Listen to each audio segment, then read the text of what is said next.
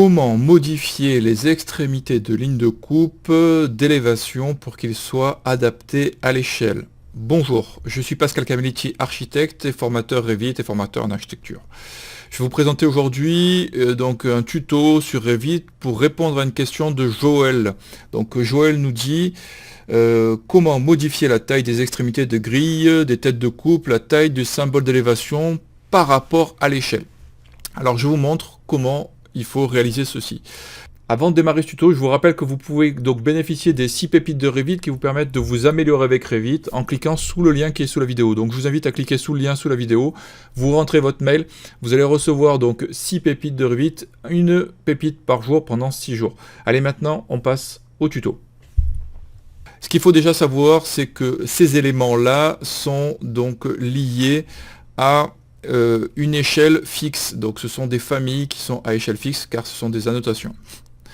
Ensuite, donc pour pouvoir trouver où sont situés ces éléments-là, pour pouvoir les modifier, il vous suffit de faire bouton droit de la souris donc sur l'arborescence, vous allez faire rechercher, et là, si je tape coupe par exemple, là je fais saisie ici, donc élément de détail, ligne de coupe, c'est pas ça que je veux, hop, je vais extrémité de ligne de coupe, voilà, je vais faire ici, je fais, là on a plusieurs options, je fais bouton droit ici, je fais édition, et là il m'ouvre la famille.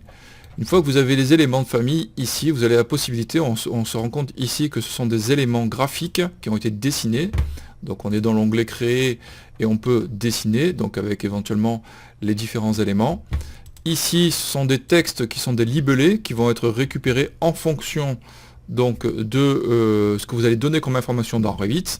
Je fais la même chose, donc je retourne sur le projet et là je vais faire élévation. Hop, on va faire rechercher, rechercher ici.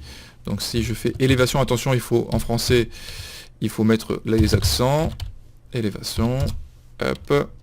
Donc là il marque pointeur de marque d'élévation carré, parce que j'ai ça dans mon tac tac. Alors là si je prends le circulaire, la même chose, édition, je me rapproche, et là j'ai les éléments ici, donc là j'ai les libellés qui vont correspondre au nom de la vue, aux éléments ici, là donc j'ai aussi un libellé par rapport au numéro, et j'ai des éléments graphiques qui sont rajoutés dessus. Ces éléments graphiques, si je me rapproche ici, je les retrouve là. Quand je sélectionne ici mon élévation, donc j'ai modifié le type, je viens ici, donc étiquette d'élévation, je viens ici, hop, on peut modifier les éléments et choisir la famille qui correspond donc au corps d'élévation que l'on veut. Alors en fonction de l'échelle, pour pouvoir avoir un ratio, une correspondance en fonction de l'échelle, il vous suffit donc de choisir l'élévation qui correspond, faire modifier et choisir ce que vous voulez mettre en fonction d'élévation. Sachant que si je change là l'élévation, je suis au centième, je passe au 2 centièmes, celle-ci est très grosse. Donc on voit, voilà, là si j'ai quelque chose ici, si je reviens donc sur du centième, elles vont se réduire. Donc c'est bien des éléments graphiques d'annotation qui sont à l'échelle fixe. J'espère que ce tuto vous sera utile, donc vous likez, vous partagez, vous commentez, vous me posez toutes les questions en dessous, donc même si ce n'est pas une question en relation avec cette vidéo, si vous avez besoin d'informations, quelque chose que vous ne savez pas faire, vous posez donc les commentaires sous la vidéo.